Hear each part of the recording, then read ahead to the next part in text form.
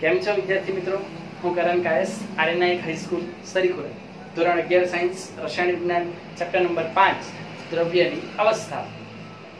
ગયા લેક્ચરમાં આપણે આદર્શ વાયુ સમીકરણ એના વિશે ચર્ચા કરી. મોસ્ટ એમ્પી થિયરી હતી.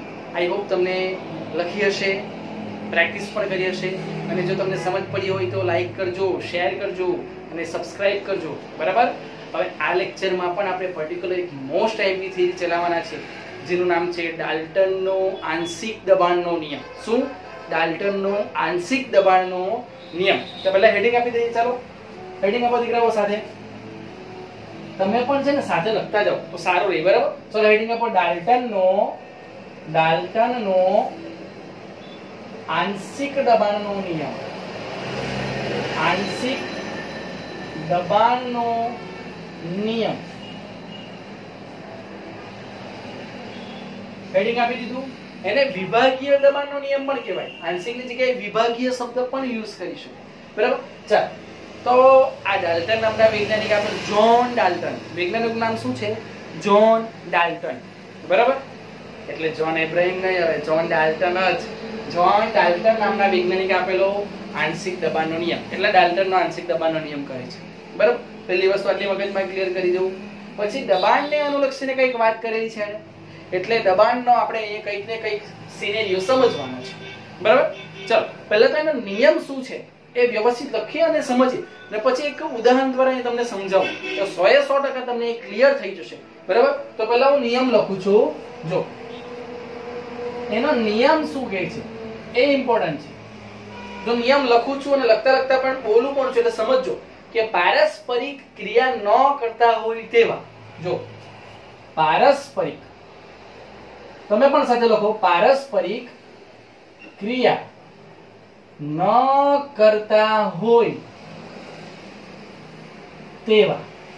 આટલું લખો પહેલા. પારસ્પરિક ક્રિયા ન કરતા હોય તેવા વાયુઓના મિશ્રણનું કુલ દબાણ. વાયુઓના મિશ્રણનું કુલ દબાણ. શું? પારસ્પરિક ક્રિયા ન કરતા હોય તેવા વાયુનું મિશ્રણ છે, અને વાયુના મિશ્રણનું કુલ દબાણ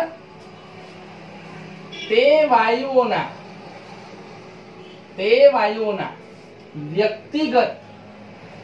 વ્યક્તિગત આંશિક દબાણ. સાંભળજો, વ્યક્તિગત આંશિક દબાણના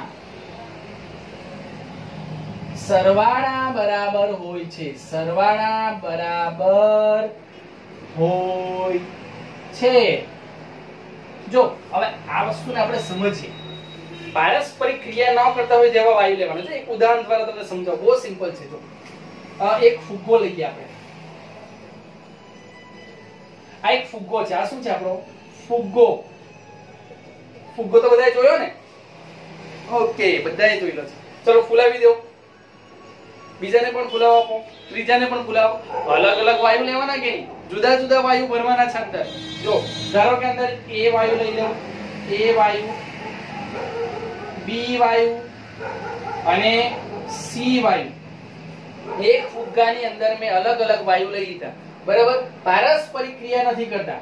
કેવા? તો આ છે ને, જે પારસ્પરિક ક્રિયા એટલે ક્રિયા ન કરતા. પારસ્પરિક. કેવી? પારસ્પરિક ક્રિયા નથી કરતા. બરાબર. એટલે એકબીજા સાથે પ્રક્રિયા કરતા નથી. બરાબર. આ કન્ડિશન છે. એકબીજા સાથે પ્રક્રિયા કરી લઈ તો બધા મિક્સ થઈ જવાના, તો આપણે દબાણ ઓળખી જ નહીં શકીએ. બરાબર.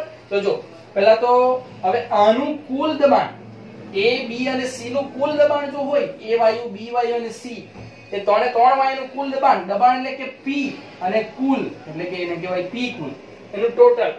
બરાબર. ચાલ હવે શું કે પારસ્પરિક ક્રિયા ન કરતા હોય તે વાયુના મિશ્રણનું કુલ દબાણ એટલે પી કુલ લખી દીધું. આટલું ક્લિયર થયું? સમજ પડે છે? ઓકે. તે વાયુના વ્યક્તિગત આંશિક દબાણના સરવાળા બરાબર. એટલે શું કે એ વાયુ છે, એ વાયુ પોતે કંઈક દબાણ ઉત્પન્ન કરે. બધા વાયુ હોય તેને પોતાનું કંઈક ને કંઈક દબાણ હોય. બરાબર. એટલે પોતાનું દબાણ ઉત્પન્ન કરે. તો એ વાયુ છે એ કઈ દબાણ ઉત્પન્ન કરશે? બી વાયુ છે એ કઈ દબાણ ઉત્પન્ન કરશે? સી વાયુ છે એ કઈ દબાણ ઉત્પન્ન કરશે? તો એ વાયુએ પોતાનું જે દબાણ વ્યક્તિગત જે દબાણ ઉત્પન્ન કર્યું તેને આપણે ધારો કે A નું દબાણ એટલે કે PA, તો એને કહેવાય એનું આંશિક દબાણ. શું કહેવાય? આંશિક દબાણ. એ જ રીતે PB, તો BA PB નું PB એ B નું આંશિક દબાણ, અને એ જ રીતે C નું છે તે PC. તો તમને આમ ખબર પડે કે એ વાયુ છે અને એ વાયુનું વ્યક્તિગત પોતાનું જે દબાણ છે એને આપણે PA નામ આપ્યું, તો એને કહેવાય તેનું આંશિક દબાણ. PA ને શું કહેવાય? આંશિક દબાણ. કોનું? તો A નું. એ જ રીતે આપણે બીજા જુદા B વાયુનું PB અને C વાયુનું PC. તો ખબર પડે કે પારસ્પરિક ક્રિયા નથી કરતા, આ વાયુ એકબીજા સાથે પ્રક્રિયા નથી કરતા, તેવા વાયુનું કુલ દબાણ તેના આંશિક દબાણના સરવાળા બરાબર એટલે PA PB PC. ક્લિયર થાય છે? આ રીતે સમજી શકાય ડાલ્ટનનો આંશિક દબાણનો નિયમ.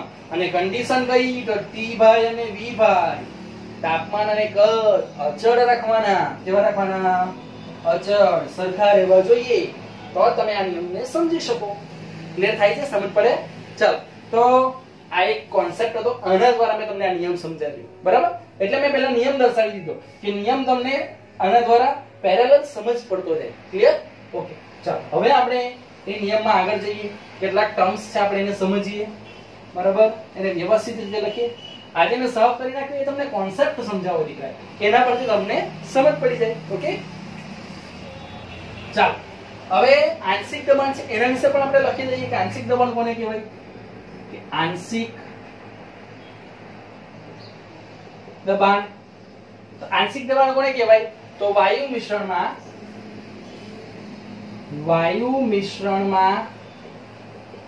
રહેલા દરેક વાયુનું વ્યક્તિગત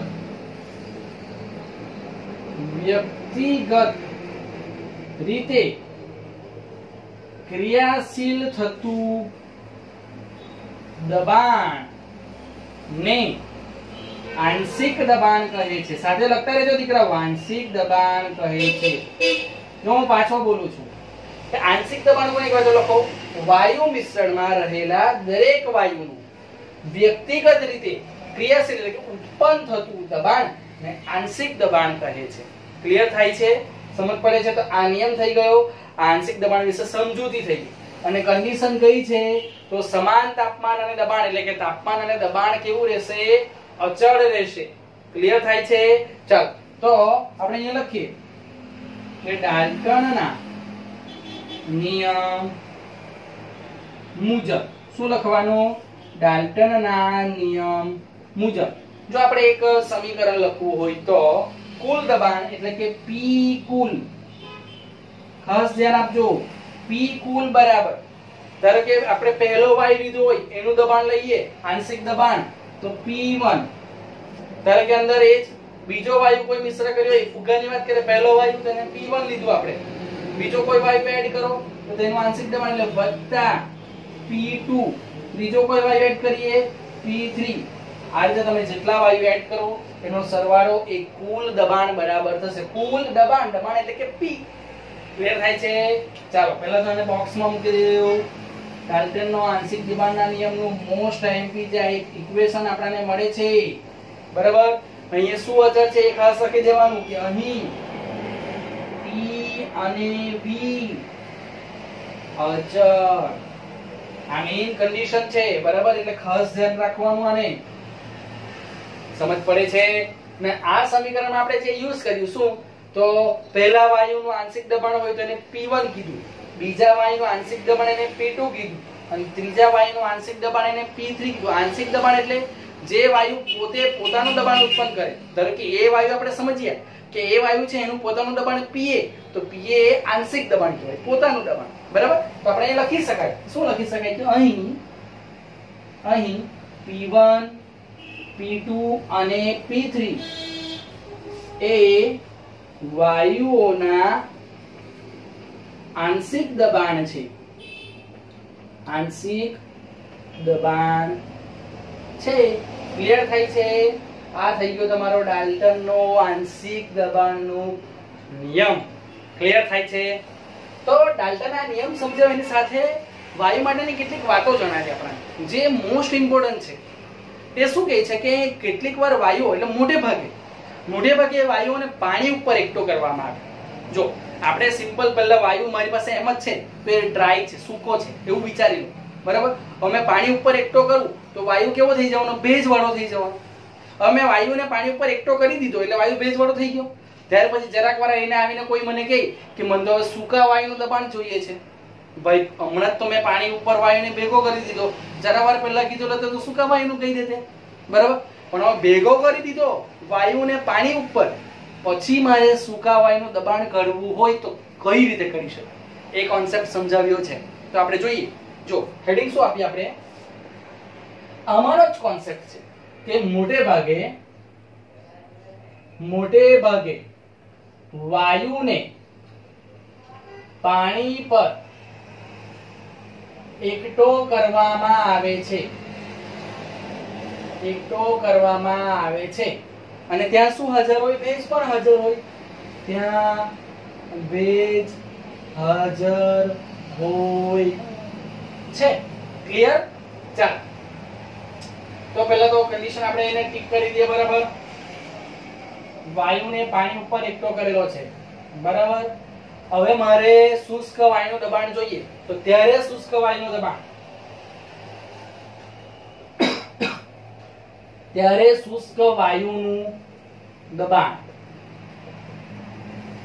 શુષ્ક વાયુ એટલે સૂકો વાયુ કઈ રીતે કાઢીએ? તો પહેલા તો જો કન્ડિશન લખી દઈએ આપણે. જો વિચારીએ કે શુષ્ક વાયુનું દબાણ એટલે પહેલા તો આપણી પાસે જ્યારે પાણી ઉપર એકઠો નહીં કરેલો હોય ત્યારે કેવું હશે? તો આપણે લખીએ શુષ્ક વાયુનું દબાણ બરાબર શું લખાય? P શુષ્ક વાયુ, બરાબર. આ એક વસ્તુ. ચાલો પાણી ઉપર એકઠો કરે એટલે પાણીનું બી કંઈક દબાણ હશે, અને પાણીના દબાણને આપણે શું કહીએ? પાણીનું બાષ્પ દબાણ. પાણી બાષ્પમાં ફેરવાય પછી તેનું દબાણ મળે. પાણીનું વાયુ સ્વરૂપ એટલે શું કહેવાય? એને બાષ્પ કહેવાય, બરાબર. એટલે પાણીનું બાષ્પ દબાણ શું કહેવાય? પાણીનું બાષ્પ દબાણ, બરાબર. એને શું કહેવાય? તો એને જલીય તાણ કહેવાય. શું કહેવાય? જલીય તાણ. પાણીનું તાણ એને કહેવાય પાણીનું બાષ્પ દબાણ. કેટલી ટર્મ્સ લખે એના પરથી. હવે શું પાણી ઉપર એકઠો કરી દીધેલો છે એટલે શુષ્ક વાયુનું દબાણ તો છે, પાણીનું બી દબાણ છે, તો એ બંનેનું ટોટલ કરીએ તો કુલ દબાણ બરાબર કુલ. ક્લિયર? ચાલ તો આના પરથી આપણે ટોટલ સમીકરણ લખવું હોય તો કે P કુલ બરાબર P શુષ્ક વાયુ વત્તા જલીય તાણ. P શુષ્ક વાયુ વત્તા જલીય તાણ. જો આ ટોટલ દબાણ છે ક્યાંનું? કઈ કન્ડિશનનું? તો પાણી પર જ્યારે તમે એકઠો કરો ત્યારની કન્ડિશનનું છે. પાણી ઉપર તમે એકઠો કરો ને હા ત્યારનું છે. કે પાણી ઉપર તમે જ્યારે વાયુને એકઠો કરો ત્યારે કુલ દબાણ કેવું હોય? તો વાયુનું પોતાનું કંઈક દબાણ હશે, શુષ્ક વાયુ જે હશે તે. આપણે જો સૂકો વાયુ ઉમેરેલો હોય તો. અને જલીય તાણ કે પાણી ઉપર છે એટલે પાણીનું જે દબાણ હોય બાષ્પ દબાણ હોય એને જલીય તાણ કહેવાય, બરાબર. ચાલ હવે શું થાય કે જો ભેજ હતો એટલે આપણો વાયુ ભીનો થઈ ગયો છે, આની સાથે મિક્સ થઈ ગયો છે. હવે મને સૂકા વાયુનું દબાણ જોઈએ તો કઈ રીતે શોધી શકાય? જો કઈ રીતે? તો P શુષ્ક વાયુ એને સૂત્રનો કરતા બનાવી દેવું P કુલ ઓછા જલીય તાણ. જો મસ્ત મળી જાય છે તમને. શુષ્ક વાયુ જોઈએ છે તો કુલ આપણને ખબર હોય, ને બંનેનું ખબર જોવાની આપણને. તો શુષ્ક વાયુને તમે સૂત્રનો કરતા બનાવી લો અને જલીય તાણ છે તે માઈનસ કરી દો કુલમાંથી. પાણીનું જે દબાણનું દબાણ છે, પાણીનું જે બાષ્પ દબાણ છે એને કાઢી નાખો એટલે કે જલીય તાણને માઈનસ કરી દો, તમને P શુષ્ક વાયુ મળી જાય. એટલે આ જે સમીકરણ છે શુષ્ક વાયુ માટેનું મોસ્ટ આઈએમપી છે. આ જે સમીકરણ છે મોસ્ટ આઈએમપી છે. સમજ પડે? એટલે આમ જ્યારે વાયુને જ્યારે ભેજ પાણીની ભેજ સાથે એટલે કે પાણી ઉપર જ્યારે એકઠો કરવામાં આવે ત્યારે ભેજ હોય પાણીની એટલે એની સાથે ભીનો થઈ જાય વાયુ, બરાબર. હવે મને સૂકા વાયુનું દબાણ જોઈએ તો આપણે આ કન્ડિશન દ્વારા કે શુષ્ક વાયુનું દબાણ P શુષ્ક વાયુ, પાણીનું બાષ્પ દબાણ હોય એને કહેવાય જલીય તાણ. અને ટોટલ મારીએ તો P કુલ બરાબર શું થાય? તો શુષ્ક વાયુનું દબાણ વત્તા જલીય તાણ. તો તમને શુષ્ક વાયુનું જોઈએ છે, સૂકા વાયુનું જોઈએ છે, તો શુષ્ક વાયુને સૂત્રમાં કરતા બનાવી દેવું. તો P કુલ ઓછા જલીય તાણ, એટલે કુલ દબાણમાંથી તમે જલીય તાણને માઈનસ કરશો તો તમને P શુષ્ક વાયુ મળી જાય. તો આ વસ્તુ આપણે ડાલ્ટને બહુ સરસ રીતે સમજાવી છે. બરાબર, આ છે એનો નિયમ કે પારસ્પરિક ક્રિયા ન કરતા હોય, મિક્સ નહીં થતા હોય એકબીજા સાથે, મિશ્ર નહીં થવા જોઈએ. તો એવા વાયુ મિશ્ર નહીં થતા હોય એટલે એની સાથે ક્રિયા નહીં કરતા હોવા જોઈએ. મિશ્ર તો થાય પણ એકબીજા સાથે કેવા પ્રક્રિયા નહીં કરતા હોવા જોઈએ. જે પારસ્પરિક ક્રિયા ન કરતા હોય તેવા વાયુનું મિશ્રણ લેવાનું આપણે, ને એનું કુલ દબાણ, તે વાયુના આંશિક દબાણ, તે વાયુ જે પર્ટિક્યુલર જે વાયુ હોય, વ્યક્તિગત જે વાયુ હોય તેના આંશિક દબાણના સરવાળા બરાબર થાય છે. ક્લિયર થાય છે? અને વાયુનું મિશ્રણ છે જેમાં રહેલા દરેક વાયુનું વ્યક્તિગત જે દબાણ છે તેના આંશિક દબાણ કહેવાય. તો આપણે લખી શકાય કે એના પરથી કોમન જો મગજમાં ફિટ કરવો હોય કે ડાલ્ટનનો નિયમ શું, તો P કુલ બરાબર P1 P2 P3. બરાબર, અને P1 P2 P3 શું છે, તો વાયુના મિશ્રણમાં રહેલા વાયુઓનું આંશિક દબાણ છે. કન્ડિશન કઈ, એકબીજા સાથે પ્રક્રિયા નથી કરતા, વાયુનું મિશ્રણ છે પણ પ્રક્રિયા કરતા નથી. ક્લિયર થાય છે? સમજ પડે છે? તો આ નિયમ થઈ ગયો, આ એક કોન્સેપ્ટ થઈ ગયો. ચલો આનો વ્યવસ્થિત સ્ક્રીનશોટ લઈ લો, એને લખી દો. હવે આ જ નિયમ પરથી, આ ડાલ્ટનના આંશિક દબાણનો જે નિયમ છે એના પરથી જ મોલ અંશને દબાણ સાથે સમજીશું આપણે. મોલ અંશ એની સાથે દબાણ સાથે સમજીશું અને એક ઇક્વેશન તારવીશું. એ આ જ થિયરીમાં આપણે કન્ટિન્યુ કરવાના છે. બરાબર, તો પહેલા આટલો કોન્સેપ્ટ તમે લખી લો, એટલે આ થિયરીને આપણે કન્ટિન્યુ કરીએ. અને જો તમને આ કોન્સેપ્ટમાં દીકરાઓ સમજ પડી હોય ને તો તમે શું લખો, કોમેન્ટમાં આવીને કોમેન્ટ બોક્સમાં આવો, થમ્સ અપ બતાવો, અન્ડરસ્ટુડ સર લખો, તો મને ખબર પડે કે દીકરા મેં તમને જે સમજાવ્યું છે એ તમને ક્લિયર થાય છે. ઓકે, ચલો આટલું લખી લો, એટલે આ થિયરીને આપણે તારવવાની કોશિશ કરીએ. બરાબર, ચલો આગળ જઈશું. આપણે પહેલા લખી લો એટલે આપણે આગળ જઈએ.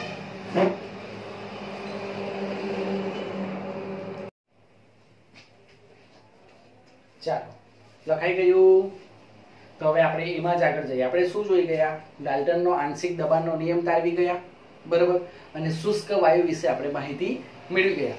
હવે આપણે એ જ થિયરીમાં આપણે કન્ટિન્યુ કરીશું કે મોલ અંશના પર્યાયમાં આંશિક દબાણ સમજીશું. એટલે મોલ અંશ અને આપણો આંશિક દબાણ છે, વ્યક્તિગત જે દબાણ છે તેના વચ્ચેનો સંબંધ મેળવવાનો. બરાબર, તો આપણે લખીએ કે મોલ અંશના પર્યાયમાં આંશિક દબાણ. તમે પણ સાથે લખો, મોલ અંશના પર્યાયમાં આંશિક દબાણ. ચાલો, બરાબર. તો પહેલા હું તમને મોલ અંશ ક્લિયર કરી દઉં. આંશિક દબાણ તમે જાણો છો કે કોઈ એક વાયુ હોય, ધારો કે એ પ્રકારનો વાયુ છે, તો એનું પોતાનું દબાણ એટલે કે Pa, તો તેને Pa ને એનું આંશિક દબાણ કહેવાય. એ આપણે ક્લિયર કરી ગયા છે, તમને ખબર જ છે. બરાબર, તો હવે મોલ અંશ કોને કહેવાય, તો મોલ અંશ હું તમને ક્લિયર કરી દઉં. જરા જોજો કે મોલ અંશ, તો મોલ અંશ કોને કહેવાય દીકરા, તો ઘટકના મોલ ના છેદમાં કુલ મોલ. શું હોય એનું સૂત્ર, કે ઘટકના મોલ ના છેદમાં કુલ મોલ. ધારો કે હવે કોઈ એક વાયુ છે, બરાબર, તો એ વાયુના મોલ ધારો કે મારી પાસે કોઈ એક વાયુ છે A, બરાબર, તો એના મોલ લઈએ આપણે N, બરાબર, અને કુલ હવે A છે તો મેં એના નામ આપું. ધારો કે A1 વાયુ છે, એના મોલ છે આપણી પાસે N1, અને કુલ મોલ હોય તો એને મેં N દર્શાવું. ટોટલ હોય N1 N2 N3. ધારો કે A1 છે, A2, A3, આ ત્રણ વાયુ છે મારી પાસે, અને ત્રણ વાયુના મોલમાં મેં ધારો કે A1 વાયુનો મોલ લખું તો N1, અને કુલ મોલ હોય તો N1 N2 N3 બરાબર N, કુલ મોલ. એટલે આ તો એક સિમ્પલ ડેફિનેશન છે કે ઘટકના મોલના છેદમાં કુલ મોલ, એટલે એને કહેવાય મોલ અંશ. બરાબર, મોલ અંશ મેં તમને ક્લેરિફાય કર્યું કે કોઈ એક વાયુનો પર્ટિક્યુલર મોલ અને બધા વાયુનો ટોટલ મોલ, તેને કહેવાય મોલ અંશ.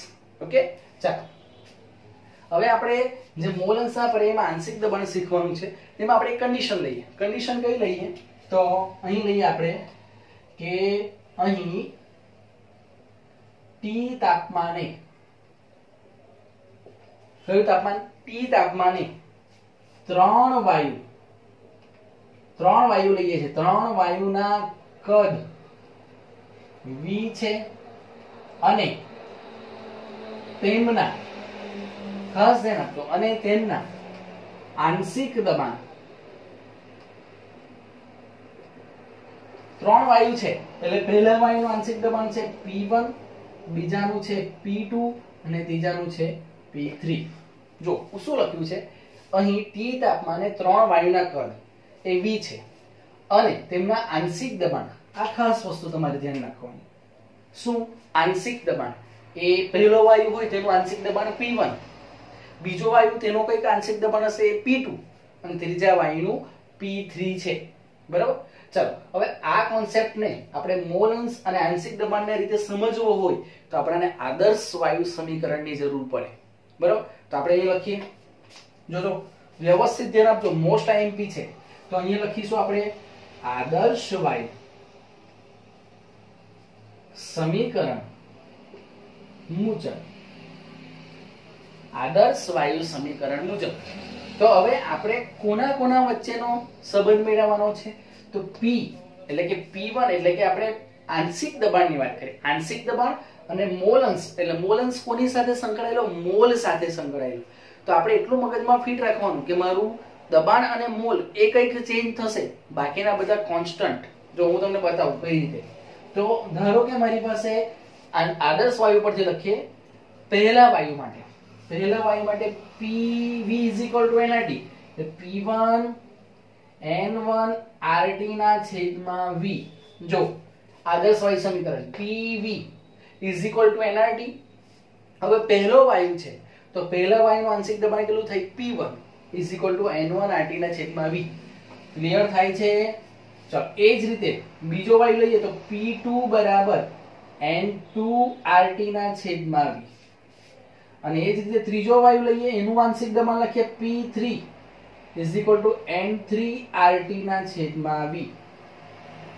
સમજ પડે છે શું કહેવા માંગુ છું? કે પહેલો વાયુ છે તેનું આંશિક દબાણ P1, એના માટે આપણે આદર્શ વાયુ પરથી શું લખી શકાય? તો P1 = N1 RT ના છેદમાં V. હવે તમને અહીં એક ક્વેશ્ચન થાય. શું થાય કે RT અને V એને કેમ ચેન્જ નહીં કરીએ?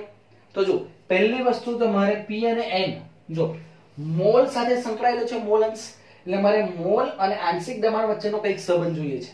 એટલે મેં એને જ માત્ર ચેન્જ કર્યા છે. જો P2 N2 P3 N3. Okay. R છે તે તો વાયુ અચળાંક છે એટલે એ તો અચળ જ છે.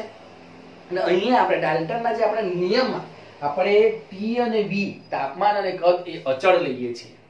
ક્લિયર થઈ ગયું? સમજ પડે છે? ચલો એટલે આ ત્રણ કિંમત તમને મળી ગઈ. કઈ કઈ?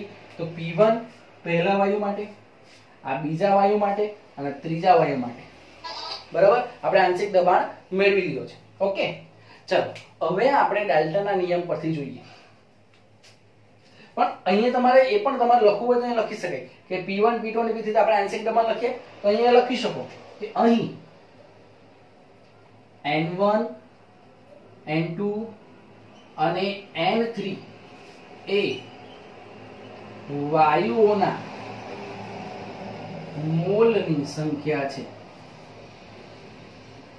મોલની સંખ્યા છે. બરાબર. એટલે આપણે એટલું લખી શકાય. શું?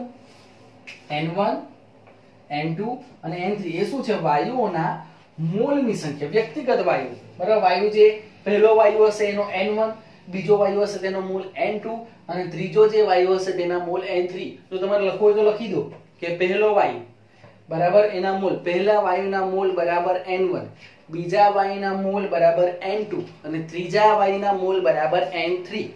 એ જ રીતે P1 P2 અને P3 કે પહેલા વાયુનું આંશિક દબાણ P1, બીજા વાયુનું આંશિક દબાણ P2 અને ત્રીજા વાયુનું આંશિક દબાણ P3. બરાબર. તો એ રીતે તમે આને સમજી શકો. ઓકે. ચલો બહુ સિમ્પલ. આપણે આ તો મોલ અંશ તમે તમને સમજાવ્યો, બાકી ચોપડીમાં આપણને અહીંયા આપ્યો નથી. બરાબર. આપણે સ્ટાર્ટ અહીંથી કરવાના કે મોલ અંશ અને આંશિક દબાણનો જે સંબંધ સમજવાના. તો આપણે શું કર્યું? P1 P2 P3 આપણે લઈ લીધા, આદર્શ વાયુ પરથી લખી દીધી કિંમત. આટલું ક્લિયર? ચાલો હવે આપણે લખીએ ડાલ્ટનના નિયમ મુજબ. અહીં ડાલ્ટનના નિયમ મુજબ જોજો, ખાસ ધ્યાન આપજો. ડાલ્ટનના નિયમ મુજબ શું થાય? તો આપણને ખબર છે કે કુલ વાયુઓનું દબાણ, કુલ વાયુઓનું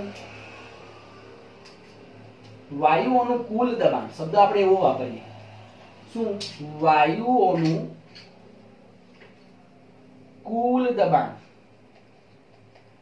P કુલ બરાબર P ટોટલ બરાબર પહેલા વાયુનું એટલે કે P1 પ્લસ બીજા વાયુનું P2 પ્લસ ત્રીજા વાયુનું P3 ક્લિયર થાય છે કે જો વાયુઓનું કુલ દબાણ કોના નિયમ પરથી તો ડાલ્ટનના નિયમ મુજબ હવે આપણે સિમ્પલ કિંમત જ સબમિટ કરવાની છે કે વાયુઓનું કુલ દબાણ P કુલ બરાબર P1 P2 P3 જે P1 P2 અને P3 શું છે પહેલા વાયુનું બીજા વાયુનું અને ત્રીજા વાયુનું અનુક્રમે આંશિક દબાણ ધરાવે છે આપણે વાત કરી ગયા છે ચાલ હવે સિમ્પલ આપણે P કુલ માં કિંમત મૂકીએ જોજો P કુલ બરાબર ચાલો P1 ની કિંમત કેટલી છે તો N1 RT ના છેદમાં V મૂકી દીધી આ ચાલો વત્તા P2 ની કિંમત N2 RT ના છેદમાં V પ્લસ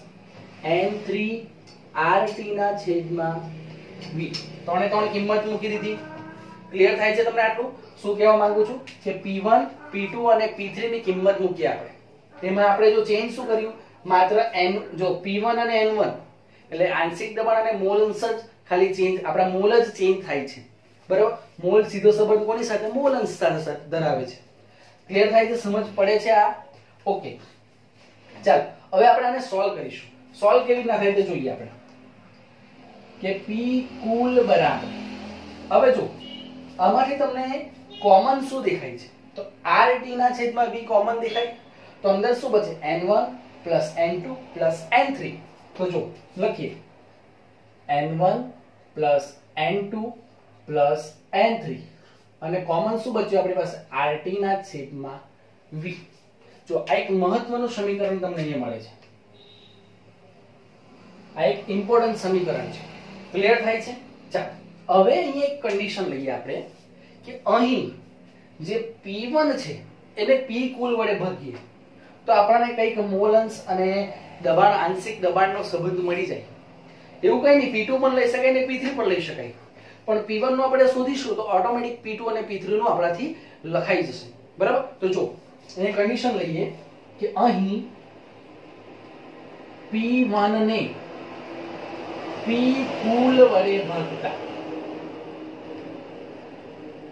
P1 ને P કુલ વડે ભાગવાનું છે ચાલો તો આપણે લખીએ જો P1 ના છેદમાં P કુલ બરાબર ચાલો P1 ની કિંમત લખીશું આપણે કેટલી છે N1 RT ના છેદમાં V આ P1 ની કિંમત લખાઈ ગઈ બરાબર અને 1 કેમ લખ્યું છે તો જો પ્રથમ વાયુ માટેનું આંશિક દબાણ P1 તો પ્રથમ વાયુના મોલ N1 એ રીતે જ છે ને બીજાનો P2 તો એના મોલ N2 એ જ રીતે P3 તો એના મોલની સંખ્યા N3 આપણે એ રીતે દર્શાવ્યું છે બરાબર એટલે અહીં લખ્યું છે કે અહીં N1 N2 અને N3 એ વાયુઓના મોલની સંખ્યા છે પહેલો વાયુ બીજો વાયુ અને ત્રીજો વાયુ ક્લિયર ચાલ હવે અહીંયા P1 ની કિંમત લખી દીધી છેદમાં P કુલ કેટલા છે આપણી પાસે N1 N2 N3 RT ના છેદમાં V આવું છે ચલો આને સોલ્વ કરીએ એટલે આપણને કેવું દેખાય આવું કંઈક મળે તો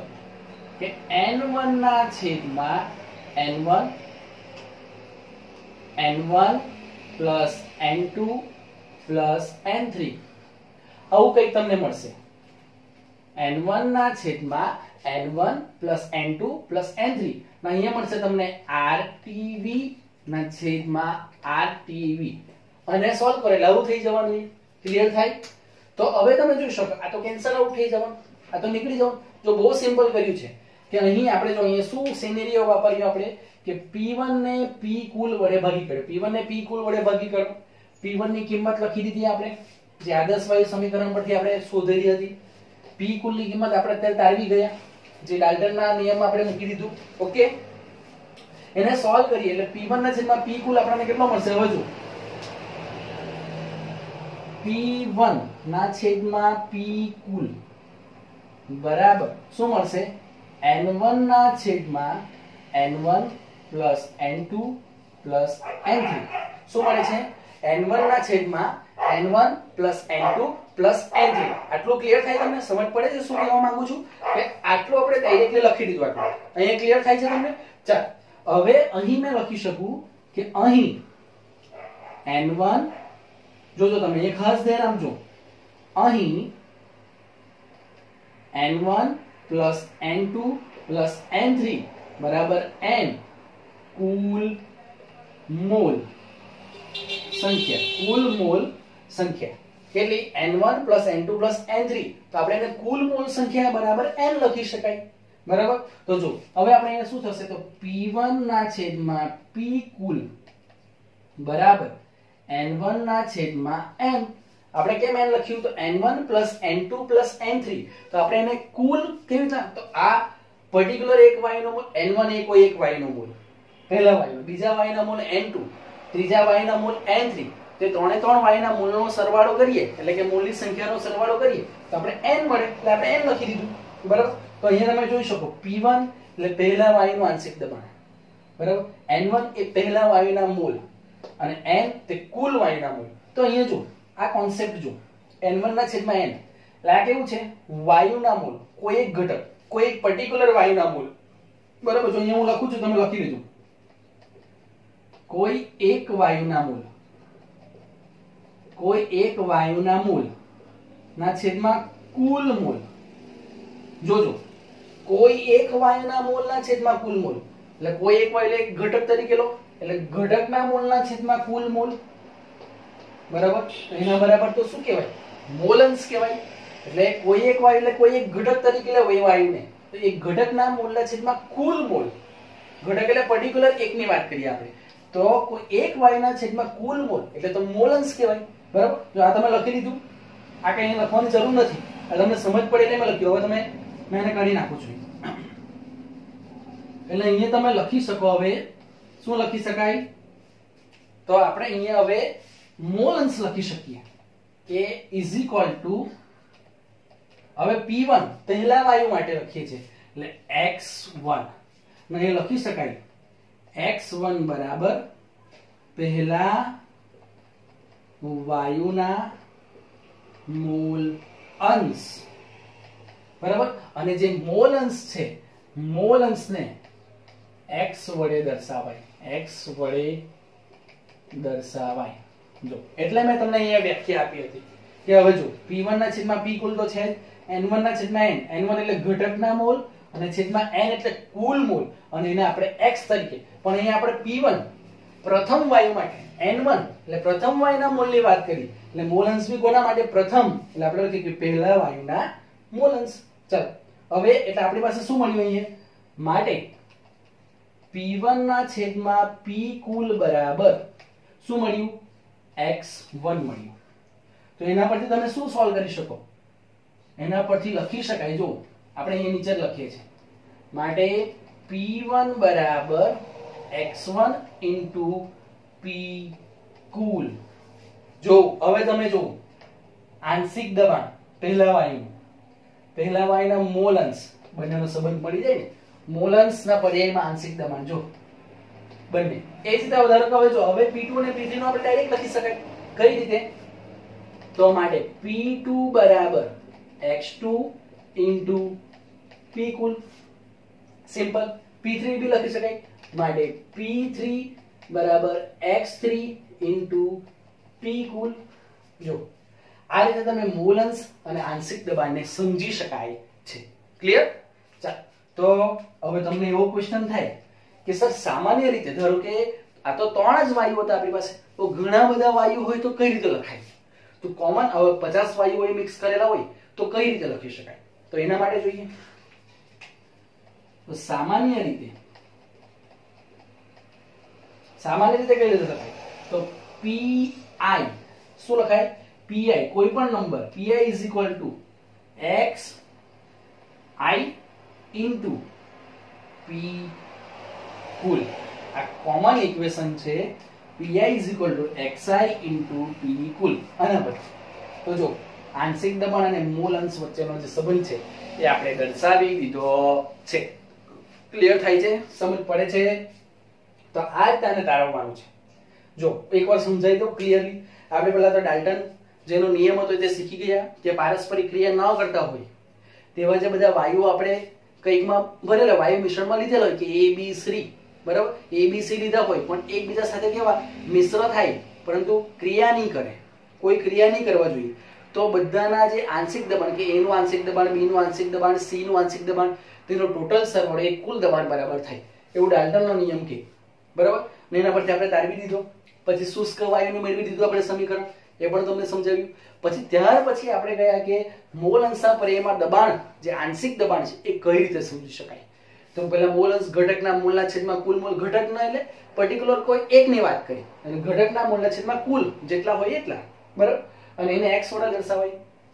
કન્ડિશન લીધી કે T અને V, ટેમ્પરેચર T છે અને V કદ છે, પણ એને તો આપણે અચળ રાખવાનું છે, એ મગજમાં ફિટ કરો. ત્રણ વાયુઓ માટેનું આંશિક દબાણ P1, P2 અને P3 છે, બરાબર. પહેલાનું P1, બીજાનું P2 અને ત્રીજાનું P3. તો એના પરથી આપણે આદર્શ વાયુ પરથી આ લખી દીધું PV એનર્જી પરથી. હવે એમાં તમે જોઈ શકો છો R, T અને V એને ચેન્જ નથી કરે, કેમ? તો એ અચળ છે. આમાં R તો આપણો અચળ જ છે, R તો આપણો વાયુ અચળાંક જ છે, અને T અને V અચળ છે. બાકી તમે જો આંશિક દબાણ અને મોલ એ ચેન્જ કરેલા છે, બરાબર, કે બીજા માટે P2N2, ત્રીજા માટે P3N3. ચાલો પછી આપણે ડાલ્ટનના અને લખેલું છે કે N1, N2 અને N3 એ વાયુના મોલની સંખ્યા, બરાબર. પહેલા વાયુ માટે N1, બીજા વાયુ માટે N2 અને ત્રીજો કોઈ વાયુ હોય તો N3. ક્લિયર? ચાલો પછી ડાલ્ટનના નિયમ મુજબ આપણે P કુલ P1 P2 P3 એ આપણને ખબર જ છે. બસ બેઠી કિંમત મૂકો, કિંમતને આપણે સોલ્વ કરી, આવી રીતના કોમન કરી લીધા, અને સોલ્વ કરતા શું મળે? P1 ના છેદમાં P કુલ બરાબર N1 ના છેદમાં N1 N2 N3. અને કન્ડિશન મૂકી છે આપણે, કઈ? આ ખાસ કન્ડિશન છે, અને મગજમાં ફિટ કરી દેવાની કે આ કન્ડિશન તમને ખાસ, કે અહીં P1 ને P કુલ વડે ભાગી દીધું, બરાબર. તો આપણે બે કિંમત, P1 ની કિંમત અને P કુલ ની કિંમત લખી દીધી, અને એને સોલ્વ કરશો એટલે P1 ના છેદમાં P કુલ બરાબર N1 ના છેદમાં N1 N2 N3. હવે N1 N2 N3 અલગ અલગ વાયુના મોલ, બરાબર. હવે એને કુલ કરવા હોય તો N1 N2 N3 બરાબર N લખી શકાય, કુલ મોલ, બરાબર. એટલે આપણે લખ્યું કે N1 N2 N3 બરાબર N કુલ મોલ. ઓકે, ચાલો એટલે આપણે એ લખ્યું કે P1 ના છેદમાં P કુલ બરાબર N1 ના છેદમાં N. હવે N1 એટલે કોઈ એક વાયુનો, એટલે કોઈ એક વાયુને ઘટક તરીકે લો, એટલે કોઈ એક વાયુના મોલના છેદમાં કુલ મોલ, કોઈ એકના મોલના છેદમાં કુલ મોલ, એટલે કોઈ એક એટલે ઘટક, ઘટકના મોલના છેદમાં કુલ મોલ, એટલે x થઈ ગયો છે. હવે આપણે પ્રથમ વાયુ માટે લીધેલું હતું, પ્રથમ વાયુના આંશિક દબાણ અને પ્રથમ વાયુના મોલ માટે, તો N1 ના છેદમાં N બરાબર મોલ અંશ, તો તે પણ પ્રથમ વાયુ માટે મળશે, એટલે એને કહેવાય x1, બરાબર. તો એ x1 એ પહેલા વાયુના મોલ અંશ. એ જ રીતે આપણે બીજા વાયુનું લખ્યું અને ત્રીજા વાયુનું, કે હવે જો આપણે લખી કરી સોલ્વ કર્યું કે P1 ના છેદમાં P કુલ બરાબર x1, માટે P1 x1 into P કુલ, P2 x2 into P કુલ, અને P3 x3 into P કુલ. અને કોમન જો તમારે લખવું હોય તો Pi xi into P કુલ. આ રીતે તમે ડાલ્ટનનો આંશિક દબાણનો નિયમ સમજી શકાય છે. આઈ હોપ તમને આખા લેક્ચરમાં સમજ પડી હશે. ક્લિયર? ચાલો પહેલા તો તમે એનો સ્ક્રીનશોટ લઈ લો, વ્યવસ્થિત 2 થી 3 વાર લખો. બહુ સિમ્પલ છે, આપણે એકદમ સાદી રીતે સમજ્યા છે, અને વ્યવસ્થિત લખો. વિડિયો રિવાઇન્ડ કરીને 2 થી 3 વાર જોવો, 100% તમને આવડી જશે. એટલે આખું પહેલેથી ડાલ્ટનનો નિયમ લખવાનો, શુષ્ક વાયુ માટે લખવાનું, અને પછી અહીંયા સુધી તારવવાનું. અહીંયા સુધી તમારો ડાલ્ટનનો આંશિક દબાણનો નિયમ 4 માર્ક્સની અંદર પૂછી શકાય, 5 માર્કની અંદર પૂછી શકાય. જે રીતે માર્ક્સનું વેટેજ હોય એ પ્રમાણે લોંગ ક્વેશ્ચનમાં પૂછાય છે, બરાબર. આના પરથી દાખલા પણ આવે છે, એટલે વ્યવસ્થિત ઉતારી લો, બરાબર. અને જો તમને આમાં સમજ પડી હોય તો કમેન્ટ બોક્સમાં આવીને મને અત્યારે જણાવો, થમ્સ અપ બતાવો, અન્ડરસ્ટુડ સર લખો, તો મને ખબર પડે કે મેં જે તમને સમજાવ્યું છે એ તમને ક્લિયર થાય છે. ઓકે, ચાલો લખી કાઢો, ત્યારબાદ આપણે આગળ જઈશું. Thank you.